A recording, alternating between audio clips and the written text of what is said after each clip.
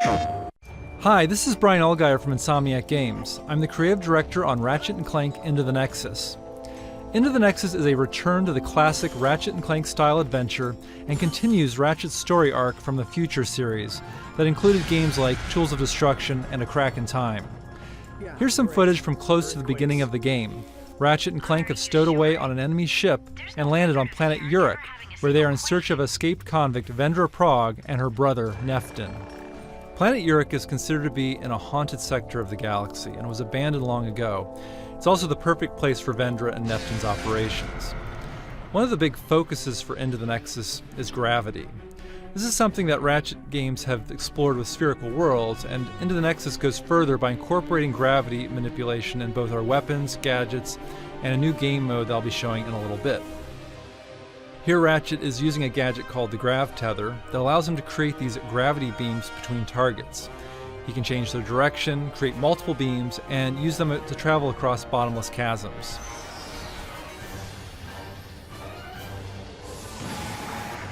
Like the earlier Ratchet and Clank games, this level has a hub area with branching paths.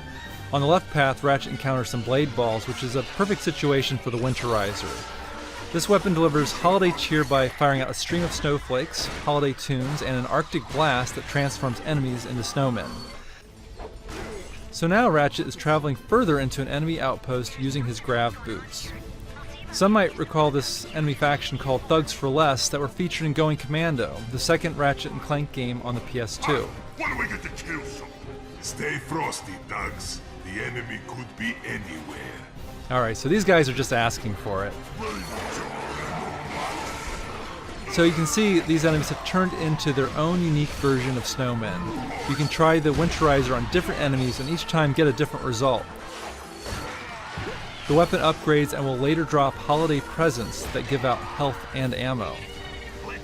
In terms of gravity-based weapons, we have the Vortex Grenade, where you can fire out a vortex that sucks multiple enemies into the air, allowing Ratchet to pick them off or focus on other enemies.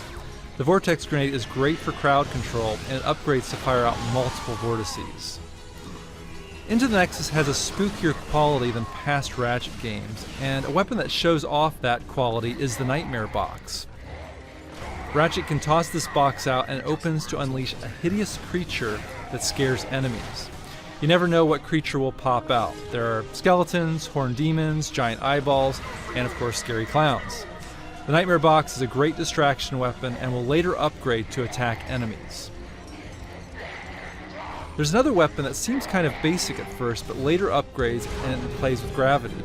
The Temporal Repulsor is a great shotgun type weapon that knocks enemies back, but when it upgrades, it knocks them up into the air, putting them in a temporary stasis mode, allowing Ratchet to shoot them again to deliver a 1-2 punch and take them out of the action.